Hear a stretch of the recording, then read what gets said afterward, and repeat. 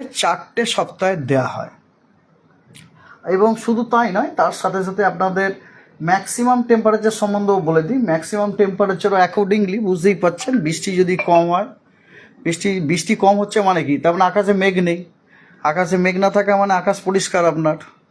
বাতাসে যেটুকু ময়েশ্চার, হয়তো একদম শুষ্ক নয়, বাতাসে একটু ময়েশ্চার আছে, কিন্তু সেটা বৃষ্টি দেওয়ার জন্য মানে সাফিসিয়েন্ট নয়। কিন্তু ওই ময়েশ্চারটা আপনাকে গরম কষ্ট দেবে, ঘামটাম হবে। এবং যেহেতু আকাশ রিলেটিভলি কম মেঘ আছে, সেই জন্য সূর্যের তাপও থাকবে, সেই জন্য ম্যাক্সিমাম টেম্পারেচার আপনার স্বাভাবিকের থেকে বেশি থাকবে। আগামী 25শে জুলাই পর্যন্ত দক্ষিণবঙ্গের বৃষ্টিপাত স্বাভাবিকের থেকে কম এবং ম্যাক্সিমাম টেম্পারেচার স্বাভাবিকের থেকে বেশি থাকবে।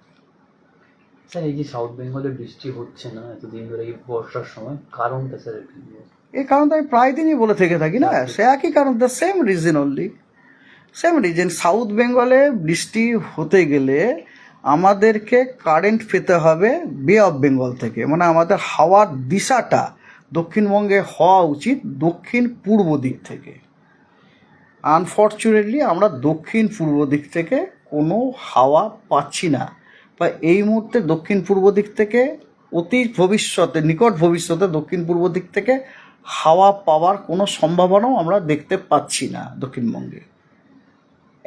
বরং আমরা যে হাওয়াটা পাচ্ছি সেটা আইদার পশ্চিম দিক থেকে নয়তো দক্ষিণ পশ্চিম দিক থেকে হাওয়াটা পাচ্ছি। দক্ষিণ পশ্চিম দিক থেকে যে হাওয়াটা পাচ্ছি সেটা অ্যারাবিয়ান সে থেকে আসছে, আরব সাগর থেকে আসছে।